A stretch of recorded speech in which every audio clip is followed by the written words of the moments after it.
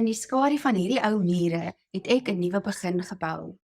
Ek is Annelies Steyaert, die trotse eienaar van Anna Beleef, 'n unieke koffie, restaurant en geskenkwinkel geleë in die oudste gebou in Woester, is besig om my droom te bou.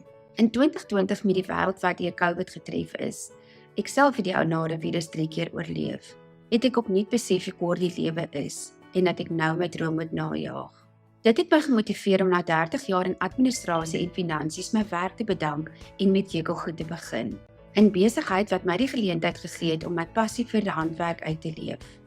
Na 4 maande het die winkel gesluit. Ek het egter nie in sak en as gaan sit nie. Ek het myself opgetel en Anna Beleef my droom van die grond af gebou. Anna Beleef is meer as net 'n koffiewinkel. Dit is 'n ruimte waar geskiedenis en gemeenskap ontmoet. Hier maak ons jou ma se kos net lekkerder.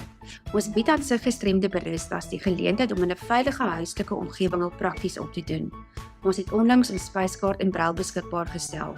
Ons bied aan plaaslike kunstenaars, plaaslike sangtalent en ander entrepreneurs die geleentheid om hul talent met die gemeenskap te deel. My besigheid is 'n simbool van genade en seën, 'n plek waar elke koppie koffie 'n storie vertel en elke kliënt 'n spesiale ervaring beleef. Ek glo ek sal 'n waardige wenner van hierdie kompetisie wees, nie net omdat ek in 'n besigheid bou nie, maar oor my nalatenskap van hoop, deursettingsvermoë vir my gemeenskap. Ek staan hier vandag vir julle, nie net as 'n entrepreneur nie, maar as 'n bewys dat drome op enige ouderdom waar kan word. Met die regte kundige hulp en ondersteuning kan Anna Beleef nog groot hoogtes bereik. Groot planne vir die toekoms is reeds in werking. Ons is besig met ons eie kledereeks en ook Anna Beleef fyn etiket. Ek glo ook dat ek as entrepreneur van die jaar wenner 'n ware ambassadeur vir Afriforum en Afrikaans sal wees. Vat my hand, belê in my en saam maak ons 'n verskil.